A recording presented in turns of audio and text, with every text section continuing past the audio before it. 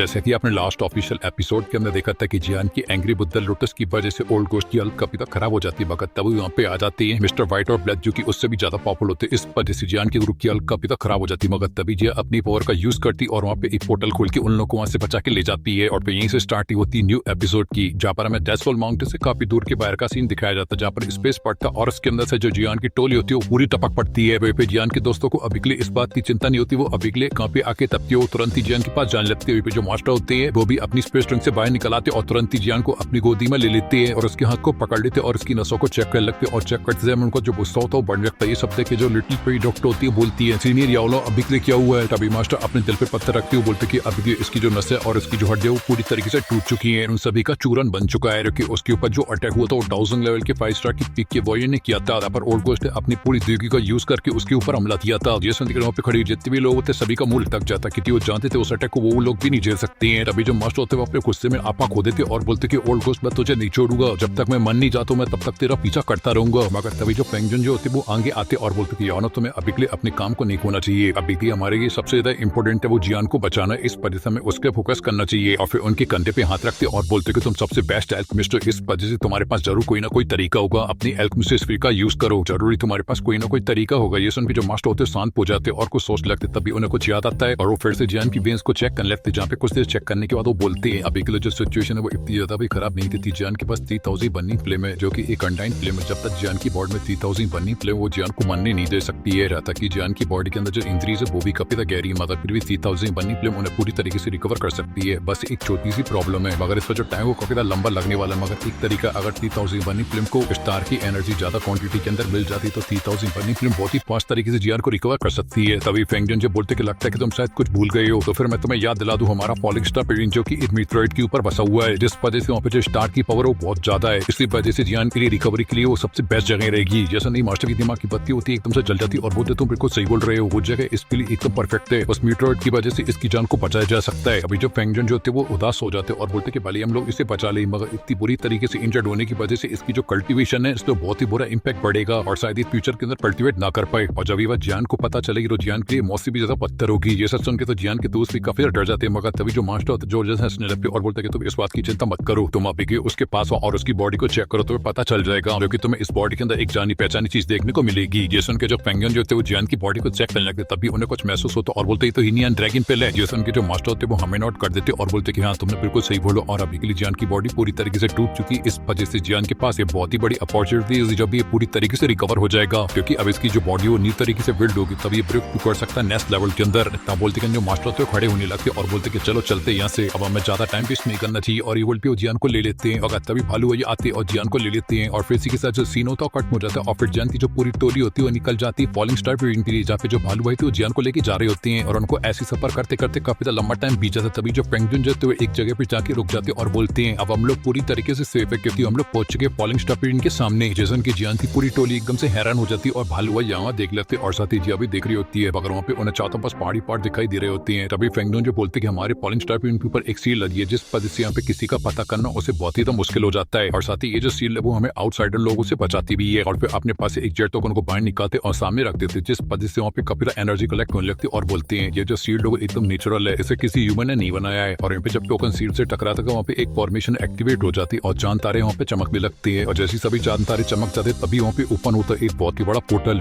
ये सब देख के जो लिटिल पेरी डॉक्टर होती है वो काफी इंप्रेस हो जाती और बोलती सच में ये फॉलिंग स्टार पेरिन चारों पेरिन सबसे बेस्ट है, क्योंकि इसका जो हेडक्वार्टर वो काफी गुप्त है, इस वजह से इसके बारे में पता करना बहुत ही मुश्किल है और ये एक प्रोटेक्शन देता है। और ये जो पेंगुइन जो होते हैं वो मास्टर से बोलते कि चलो चलते हैं। अब जेसन के मास्टर भी हमें नोट कर देते हैं और फिर इसके बाद वो सभी लोग एक एक करके उस पोर्टल के अंदर जाने लेते हैं। और जैसे ही सभी लोग पोर्टल के अंदर चले जाते हैं तो पोर्टल फिर से बंद हो जाता है और फिर सीन कट होकर हमें अंदर के दिखाया जाता है, जहाँ पर same to same portal open होता है और वहाँ से वो सभी लोग बाहर निकल आते हैं। जिसके बाद जियान की टोली जब सामने वाले नजारे को देखती तो उनके एकदम से वो उड़ जाते हैं, क्योंकि वहाँ पर होता है एक बहुत ही बड़ा पैलेस जो कि मास्टर के द्वारा बनाया गया फॉलिंग स्टार पवेलियन, जो कि काफी सुंदर होता है। फिर मास्टर भी उसे देख के काफी खुश हो जाते और बोलते काफी लंबे टाइम बाद मैं इसे देख रहा हूँ, मगर फिर भी अभी के लिए पहले जैसा ही है। सच में पेंगुइन तुमने इसकी बहुत ही अच्छे से केयर की है। जैसे उनके पेंगुइन जो टॉन्ट मारते बोलते बिल्कुल, क्योंकि कुछ लोग ऐसे होते जो कि बस बना के यहाँ से निकल लेते हैं और अपनी सारी रिस्पॉन्सिबिलिटी दूसरों के सर पे छोड़ देते हैं, अगर मैं उन जैसे लोगों की तरह नहीं हूँ। और उसके बाद थोड़े सहमति हो जाते और फिर बोलते यार ऑफ वेलकम बैक होम। जैसे उनके जो मास्टर थे वो हमें नोट कर देते और सामने की तरफ देख लेते, मगर तभी अचानक से वहाँ से आ जाती है पेंगुइन जी की डिसेबल किंग लुआन, जिसके साथ काफी सारे फॉरेस्ट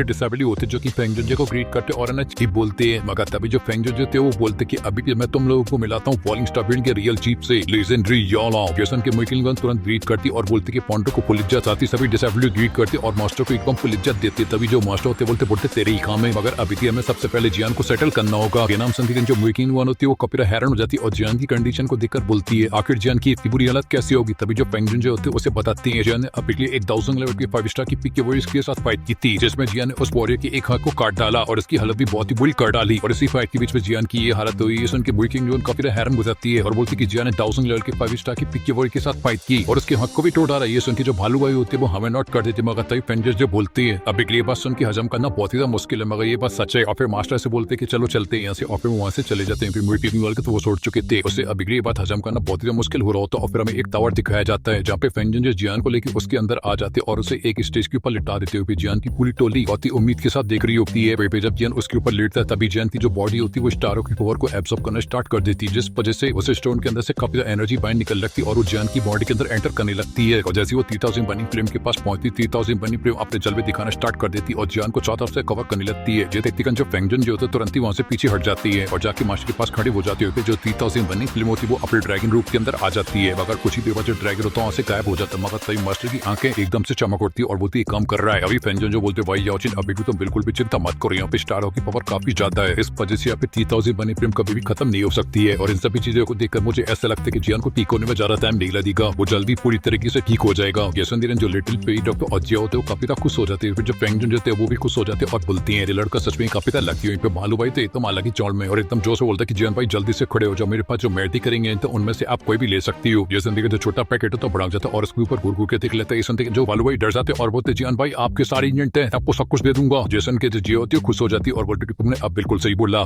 जो लिटिल पेई डॉक्टर होती है वो जियान को देखकर बोलती कि चल अभी के जल्दी से तुम सही हो जाओ, क्योंकि बहुत सारे लोग जो अभी के लिए तुम्हारा वेट कर रहे हैं। और ऐसे कुछ टाइम बीत जाता है तभी जो मास्टर होते हैं वो सभी लोगों से बोलते हैं अभी के लिए तुम सभी लोग बाहर जाओ और जाकर रेस्ट करो, मैं जियान का ध्यान रखता हूँ यहाँ पर, मगर एक बात का ध्यान रखना यहाँ से ज्यादा दूर मत जाना, हुलुक्सुल के इलाके में तो बिल्कुल भी नहीं, वरना तुम सभी लोग कभी मुसीबत के अंदर पड़ सकती है। वो सभी लोग हमें नोट कर देती और वहाँ से चली जाती है। अब वो सॉल के अंदर मास्टर और जियान रह जाते हैं, जहाँ पे जो जियान था वो अभी के लिए स्टेज के ऊपर लेटा हुआ था। और ऐसे टाइम बीतते रहते जहाँ पे जो मास्टर होते वो भी फ्री होते, इस वजह से वो भी अपनी मेडिकल कढ़ाई को बाहर निकाल लेते और पिनों को रिफाइन करने लगते हैं, क्योंकि जियान की बॉडी को रिकवर होने के लिए काफी एनर्जी की जरूरत है। इस वजह से वो जियान की पिलों को रिफाइन कर रहे होते और जैसे रिफाइन हो जाती है तो होले से उसे खिला देते और उसे रिकवर होने के लिए छोड़ देते हैं, जिसके बाद वो कुछ दिनों का वेट करते और फिर से जियान की बॉडी को चेक करने लगते, जहाँ पे उन्हें कुछ प्रॉब्लम दिखाई देती तो उसका इलाज करने लगती है। और ऐसे धीरे धीरे करके टाइम बीतता रहता है, जहाँ पे मास्टर अपना पूरा ट्राई दे रहे थे जियान को रिकवर करने के लिए। और जो फेंगजुन जो होते हैं वो मेडिकल इंजेक्शन को ला रहे होते जो कि मास्टर को चाहिए थे रिफाइन करने के लिए, क्योंकि मास्टर अपने चेले को एकदम पहले जैसा टकाटक बनाने की कोई भी कसर नहीं छोड़ना चाहते थे। इस वजह से वो दिन रात मेहनत करते जियान को अपनी स्पिरिचुअल पावर ही दे रहे होते, जिस वजह से जियान की स्पिरिचुअल पावर स्ट्रॉन्ग हो पाए और डेली उसकी बॉडी कंडीशन को देखते रहते और ऐसी कई महीने बीत जाते हैं, यहाँ तक कि कुछ सीजन भी चले जाते हैं, मगर जियान की जो कंडीशन होती है वो अभी के लिए पहले जैसी होती है। और साथ ही जो फॉलोइंग स्टार पवेलियन होता है वो भी एकदम शांत रहता है। तभी हमें पवेलियन के मेन होल की बालकनी दिखाई जाती जब फेंगजुन जो और मास्टर खड़े होते, तभी जो फेंगजुन जो होते हैं बोलती है अभी के लिए जियान की जो कंडीशन है वो बहुत ही अच्छी, उसकी जो सारी इंजरीज है वो हील हो चुकी है और पूरे 6 महीने बीत चुके, मगर फिर भी उसकी बॉडी ने अभी के लिए कोई भी मूवमेंट नहीं की है। जैसे उनके जो मास्टर थे कोई भी जवाब नहीं देते और चुपचाप वहीं पे खड़े रहते, मगर तभी वहाँ पे मुइकिन लुआन आ जाती और बोलती है, जो उन दोनों ग्री करती है और बोलती कि मास्टर अभी के लिए मुझे आपको कुछ बताना है। जैसे उनके फेंगजुन जो बोलते पता तुम्हें क्या बताना है। जैसे उनकी मुइकिन लुआन बोलती कि अभी के लिए हम लोग जिस चीज की तलाश कर रहे थे उसके बारे में हमें कुछ इन्फॉर्मेशन मिली है, या फिर बोला जाए कि हमने अभी के लिए सोल बेबी फूड को डिस्कवर कर लिया है कि अपियर होने वाला एंशिएंट रेंज के अंदर, जो कि मैजिकल पीस माउंटेन के अंदर अपियर होगी। जैसे उनके फेंगजुन जो काफी खुश हो जाते और बोलते यानो ये तो बहुत ही अच्छी न्यूज है, क्योंकि बेबी सोल फूड अगर हम लोगों को मिल जाता तो फिर हम तुम्हारी सोल पावर को रिकवर कर सकते हैं और तुम पहले वाली स्ट्रेंथ के अंदर पहुंच जाओगे। मगर मास्टर को अभी के लिए अपनी बिल्कुल भी चिंता नहीं होती और वो बोलते कि अभी के लिए जियान को खड़े हो जाने दो और उसके बाद इन सभी मैटरों के बारे में बात करेंगे। जैसे उनके फेंगजुन आगे कुछ नहीं बोल पाते और वो भी सामने की तरफ देख लगते। ऑफिस सीन का ठोकर हमें एक पार्क का दिखाया जाता है जहाँ पर यूनिट खड़ी होती, तभी उसके पास उसका बॉडीगार्ड आ जाता है। तभी वो उससे बोलती कि तुम्हें अभी के लिए जियान के बारे में कुछ पता चला। जैसे उनके लिंगजिन बोलते कि मैंने अपने काफी सारे लोगों को भेज रखा है जियान के बारे में पता करने के लिए, मगर अभी के लिए मास्टर जियान के बारे में किसी को कोई भी इन्फॉर्मेशन नहीं है। जैसे उनके जो यूनिट होती है वो काफी उदास हो जाती है और बोलती कि पता नहीं मुझे अभी के लिए बहुत ही अजीब सी फीलिंग आ रही है, मैं अभी के लिए बस यही होप करती कि मेरा जियान अभी के लिए एकदम सही हो, उसे कुछ नहीं हुआ हो। जैसे उनके लिंगजिन बोलते कि प्रिंसेस अभी के लिए आप बिल्कुल भी चिंता मत करो, मास्टर जियान किस्मत के धनी है, इस वजह से वो एकदम सेफ होंगे, उन्हें कुछ नहीं होगा। जैसे उनके यूनिट बोलते कि मैं भी यही होप करती कि मेरा जियान एकदम सही हो। और पेसी के साथ जो सीन होता है कटो के वापस जियान के ऊपर आ जाता है, जो कि अभी भी लेटा हुआ होता, उसे अभी भी होश नहीं आया था। और फिर उसके बाद जो स्टूडियो होता है वो सभी लोगों को गरीब दिखाता, क्योंकि वो पीछे बजा देता एक बैकग्राउंड म्यूजिक, जिसके बीच में जियान के चाहने वाले देखने को मिलते, जहाँ पे जो उसके फादर होते उसके साथ प्यारा सा बॉन्ड शेयर करते हुए, फिर मास्टर दी उसके साथ मस्ती मजाक करते हुए, जो लिटिल पेई डॉक्टर होती है वो अभी के लिए जियान के उठने का वेट कर रही होती है। वहीं पे उसके भाइयों के साथ उसकी मस्ती, जहाँ पे वो दारू पार्टी कर रहा था अपने भाइयों के साथ। वहीं पे यापी जो कि उससे प्यार करती है, वहीं पे आइस एम्परर जो कि यारों के यार है, और छोटी गर्लफ्रेंड के तो क्या ही कहने, वो तो अपनी जान से भी ज्यादा कीमती मानती है अपने जियान को। वहीं पे क्यून रेडिसो कौन भूल सकता है, जो कि बस ऊपर ऊपर से अपना गुस्सा दिखाती है, मगर अंदर से उसे पता चल जाए कि जियान को कुछ हो गया तो पूरे जमाने में आग लगा दे। और ऐसे वो अपनी लाइफ के कुछ हसीन पलों को याद कर रहा होता, तभी अचानक से जियान की बॉडी में से काफी एनर्जी बाहर निकल लेती है और उसके पीछे बन जाता है एक बहुत ही प्यारा सा लोटस। और उस एनर्जी का कलर इसलिए ऐसा होता है क्योंकि वो हीनियन ड्रैगन पिल की एनर्जी से बना था। तभी जियान की जो बॉडी होती है वो हवा में फ्लोट करने लगती है और उसकी बॉडी में से काफी एनर्जी बाहर निकलती है, जिस वजह से टावर के अंदर एक बहुत ही बड़ा एनर्जी का ब्लास्ट होता है जो कि पूरे फॉलिंग स्टार के अंदर फैल जाता है। और जैसा कि हीनियन ड्रैगन पिल की एनर्जी होती है, जिस वजह से जब भी वो किसी पार्ट से टकराती तो वहाँ पे फूल पत्ते खिल उठते थे, मगर जो एनर्जी थी वो काफी पावरफुल थी, इस वजह से पूरा फॉलिंग स्टार हिल जाता है, जैसे कि वहाँ पे भूकंप आ गया हो। तभी हैरानी के साथ एक बंदा बोलते हैं आखिर ये सब क्या हो रहा है, आखिर यहाँ पे क्या हो गया। तभी उन लोगों की नजर पड़ती जियान के टावर के ऊपर, जहाँ से अभी के लिए भूकंप के झटके आ रहे होते और वो बोलता है अभी के लिए मुझे ऐसा लगता है ये जो झटके वो जियान के टावर के अंदर से आ रही है शायद वो। और इतना बोलते जो सीन होता है वो कट होकर जियान के ऊपर आ जाता है, जहाँ पर उसकी जो बॉडी होती है वो काफी एनर्जी को एब्सॉर्ब कर रही होती है, जिस वजह से उसके चारों तरफ काफी एनर्जी कलेक्ट हो जाती है और वो आसमान में फ्लोट करने लगता है। साथ ही जियान के आसपास की जो नेचुरल एनर्जी होती है वो ड्रैगन का रूप ले लेती है और जो ड्रैगन होता है एक जोर की दौड़ मारता है, जिस वजह से चारों तरफ एनर्जी फैल जाती है। और वहीं पे जब जियान की टोली इस एनर्जी को सेंस करती है उनकी खुशी का कोई भी ठिकाना नहीं है, तो वहीं पे जो मास्टर होते हैं वो भी काफी एक्साइटेड हो जाती है। तभी जो जियान होता है पीछे से बोलता कि लगता है जो जियान है वो अभी के लिए उठने वाला है। वहीं पे जो मास्टर होते हैं वो भी खुश होते हैं, वो तक लगता है जो मेरा चेला है वो अब उठने वाला है। इस वजह से वहाँ पे जितने भी लोग खड़े होते हैं उन सभी के चेहरों पे एक बहुत ही बड़ी सी स्माइल होती है। और वहीं पे जो टावर से एनर्जी बाहर निकल रही होती है धीरे करके और भी तो बढ़ने लगती है, जैसे देखते हैं जो मास्टर होते तुरंत के पहचान जाते और बोलते हैं जी और बिल्कुल भी साधारण नहीं है जी, और तो एक डाउजूम का है। ये बोलते कर वो एकदम फुल एक्साइटेड हो जाते, तभी अचानक से टावर के अंदर से एक एनर्जी का ब्लास्ट होता है और जो ड्रैगन होता है वो बाहर निकल आता है और उसी ड्रैगन के बीच में होता है वन एंड ओनली जियान थर्की। और ये जो एनर्जी का ड्रैगन होता है जियान को चारों तरफ से घेर लेता और एक जोर की दौड़ मारता है, जिस वजह से चारों तरफ एनर्जी काफी फैल जाती है। और यहाँ पे जियान को डाउजूम की पावर को स्टेबल करने के लिए काफी एनर्जी की रिक्वायरमेंट होती है, इस वजह से वो आसपास की एनर्जी को एब्सॉर्ब करने लगता है, यहाँ तक कि वो ड्रैगन को भी एब्सॉर्ब कर जाता है। और जब वो सभी एनर्जी जियान की बॉडी के अंदर कलेक्ट होता है तभी उसकी बॉडी में से होता ब्लास्ट, जैसे देखते हैं जियान की टोली एकदम फुल जोश में। और एक पैसा देख के जो मास्टर की छाती होती है एकदम गर्व से चौड़ी हो जाती है और जब खुशी उनके चेहरे से साफ साफ नजर आ रही होती है। और जियान जैसा कि अभी आधा नंगू पंगू होता है, इस वजह से उसकी जो एनर्जी होती है उसकी बॉडी के ऊपर कपड़े बनाने लगती है और कुछ ही देर तक जो जियान होता है वो एक नए अवतार के अंदर आ जाता है और इसके पीछे बनने लगता है उसका डाउजूम सर्कल। और जैसे उसका डाउजूम सर्कल कंप्लीट हो जाता है तभी जियान खोलता है अपनी आंखें, जिसके अंदर से निकलती 3000 बर्निंग फ्लेम और साथ ही उसकी बॉडी में से निकलती उसकी भयानक पावर जो कि काफी खतरनाक होती है, इस वजह से आसपास का जो स्पेस होता है उसके अंदर काफी बड़े बड़े क्रैक्स आ जाते हैं। ये थी डाउजूम जियान की असली पावर। में भी ये सब पे कि जो भी डिसेबल होती है वो हैरान हो जाती है और बोलती है ये जूनियर चीफ जो कि अभी के लिए उस टावर के अंदर प्रैक्टिस कर रहे थे, सच में इनकी पावर तो बहुत ही ज्यादा खतरनाक है। ये सब देख के तो मुई ग्लून भी हैरान हो जाती है और बोलती है पावर तो बहुत ही ज्यादा खतरनाक है, आती इस पावर की बराबरी तो बहुत सारे पॉलिश टावर के एल्डर भी नहीं कर सकते हैं। वहीं पे जो जियान होता है वो अपने ऑरे को एब्जॉर्ब कर लेता है और अपनी बॉडी को चेक करते हुए बोलता है ये असली डाउजू की पावर। और अपनी बड़ी पावर को देख के खुद हो ही रहा होता, तभी वहाँ पे मास्टर आ जाते और बोलते चले फाइनली तू उठ ही गया। और जब ये जियान सुनता तो जियान की खुशी का कोई ठिकाना नहीं होता और वो तुरंत ही भक्ति हो जाता और मास्टर को पकड़ लेता और बोलते कि मास्टर आपका ये चीला बहुत ही ज्यादा बेकार है, जो कि आपको जल्द से जल्द नहीं बचा पाया, आपको बहुत कुछ सहना पड़ा हो लोग सोल के अंदर। मगर तभी मास्टर नाम में सर लाते और बोलते कि बच्चे अभी के लिए जो तूने सहन किया उसे कंपेयर किया तो मेरा कुछ भी नहीं है, क्योंकि मुझसे ज्यादा तूने सहन किया है। तभी जो पेंगुइन थे वो आगे आ जाते और बोलते कि इस याओचे ने तुम्हारे चक्कर में दिन रात एक कर दी, वो सोया नहीं काफी लंबे टाइम से, वो एकदम पूरी तरीके से पागल हो गया था और वो तुम्हें देखता रहता था पूरे टाइम। जिसन की मास्टर बोलते अभी के लिए परगंजू की बात सुनने की कोई जरूरत नहीं है, फालतू की बकवास कर रहा है, मुझे तो पहले से पता था जो मेरा चेला वो जल्दी उठेगा। और ये लोग उठ गया, ये सुनिए जो जियान होता तुरंत ही मास्टर को ग्रीट करता और बोलता है मास्टर मुझे माफ कर देना, मैंने आपको काफी रात थका दिया है। मगर तभी जो मास्टर होते हैं जियान को उठाते और बोलते कि चुप हो जा चेले, अब ये सभी फालतू की बकवास मत कर और मिल जा कि अपने दोस्तों से जो कि काफी चिंता कर रहे थे तुम्हारी, क्योंकि ये सभी तुम्हारी कंडीशन को लेकर काफी परेशान थे। जैसन दिन जो जियान होता वो अपने दोस्त से देखता जाए जानवर से जियान को देख के एक स्माइल कर देते, वो लिटिल पे डॉक्टर भी जियान को देख के स्माइल कर देती है और छोटा पैकेट भी मासूम से स्माइल कर देता है। मगर तभी जन एक छोटी सी गंदी सी हरकत कर देता और उन सभी लोगों को ग्रीट करता और थैंक यू बोल देता है। जैसन कि वो सभी लोग स्माइल कर देते, मगर तभी जो जिया होती है वो जियान से बोलते तुम इतनी जल्दी इतने ज्यादा पॉपुलर कैसे हो गए, और साथ ही जैसा कि अब तुम पूरी तरीके से ठीक हो चुके और तुम्हारी इंजरीज भी पूरी तरीके से हील चुकी हैं, तो जल्दी से अब तुम मेरे लिए मेडिकल इंग्रेडिएंट को रिफाइन करना स्टार्ट कर दो। जैसे कि सभी लोग हंसने लगते क्योंकि यहाँ पे इतना बढ़िया माहौल चल रहा है, उसे खाने पीने की पड़ी है। और इन पे जो जियान होता है जिया के सर को सैला होता है, तभी उसे कुछ याद आता है और बोलता है मास्टर मैंने अभी से 3 तरीके की हवेली फिल्म को ले लिया और साथ ही अब मैं काफी स्ट्रॉन्ग भी हो चुका हूँ, जिस वजह से अब मैं आपके लिए बॉडी को रिफाइन कर सकता हूँ। जैसे उनके जो मास्टर होते थोड़े से निराश हो जाते और बोलते मैटर इतना आसान नहीं है। जैसे उनके जो जियान होता है हैरान हो जाता, तभी पेंगुइन जी आगे आते और बोलते याओजन को जब वो लोग सोल ने कैद कर रखा था वहाँ पर, अब उन्होंने याओजन की बॉडी से काफी सोल एनर्जी को एब्सॉर्ब कर लिया और वो सोल एनर्जी कोई मामूली सोल एनर्जी नहीं थी, वो थी सोल की। और ये चीज बहुत इंपॉर्टेंट होती, किसी भी सोल बॉडी थी अगर इसे कोई निकाल लेता तो उसकी जो हालत होती है वो काफी खराब खराब हो जाती है। वाली इस केस में उस सोल को अभी के लिए बॉडी मिल जाए, मगर उसकी जो कंडीशन होगी वो बिल्कुल भी अच्छी नहीं होगी, उसकी जो स्ट्रेंथ होगी कभी भी आगे नहीं बढ़ेगी और साथ ही जो स्ट्रेंथ होगी वो भी बहुत ही कम होगी। ये सब सुनते जो जियान का खून होता है एकदम से खोल उठता है और वो काफी तो गुस्से में आ जाता है और अपने मुट्ठी को बंद करता है और गुस्से से बोलता है कि होल ऑफ सोल, मगर तभी वो अपने आप को थोड़ा सा शांत करता है और बोलता है कि अभी के लिए इससे कैसे रिकवर किया जा सकता है। जैसे उनके फेंगन जो बोलते हैं, हाँ एक तरीका है, अगर हमें बेबी सोल पोर्ट मिल जाता है तो हम लोग ये ऑप्शन की चौकी है उससे पूरी तरीके से रिकवर कर सकते हैं। और अभी के लिए हमें उसके बारे में पता चला है कि वो अभी के लिए जो पोर्ट है वो एंशिएंट रुइंस के अंदर अपीयर हुआ है। जैसे जो जियान होता है एकदम से पूरी जोश में आ जाता है और बोलता है कि मैं इसे लेने के लिए जाऊंगा और फिर जियान अपनी पूरी टोली को लेकर वहां से निकल जाता है। और फिर सीन कटो हमें एक बॉम्बल का दिखाया जाता है जहाँ पर अभी की एक सिर्फ जारी होती है और वो सिर्फ किसी और की नहीं, वो होती है होल ऑफ सोल की। तभी वहाँ पे एक बंदा आता है और बोलता है, एल्डर अभी की हमें इन्फॉर्मेशन मिली, जो पॉलिंग स्टाफ है इनके लोग है वो अभी के लिए एंशिएंट रुइन की तरफ जा रहे हैं, उन लोगों को अभी के लिए उसमें से कुछ चाहिए। जैसे देखकर उस बोट के अंदर एक बंदा बैठा होता है जिसका हाथ बर्फ का होता है, वो काफी एक्साइटेड हो जाता है और बोलता है अभी के लिए हॉलचीक को इन्फॉर्मेशन पहुंचा दो, हम लोग जा रहे हैं एंशिएंट रुइन और अभी के लिए हॉलचीक को जो पैसे चाहिए उसे हमें किसी भी कीमत पे लेना होगा, इस वजह से वो किसी के हाथ नहीं लगना चाहिए। जैसे उनके जो प्रोटेक्टर होता है खड़ा हो जाता है और बोलता है ठीक है और फिर वहां से चला जाता है। वहीं पे जो बंदा होता है वो अपने हाथ को देख रहा होता है जो कि बर्फ का बना था। तभी वो बोलता है जन फिर से हमारी और तुम्हारी मुलाकात होने वाली, और इतना बोलते कर उसके हाथ पे एक मार्क्स आ जाता है और उसे पहन लेता है और ये बंदा कौन है उसे बताने की जरूरत तो है नहीं है। आज के लिए इतना ही।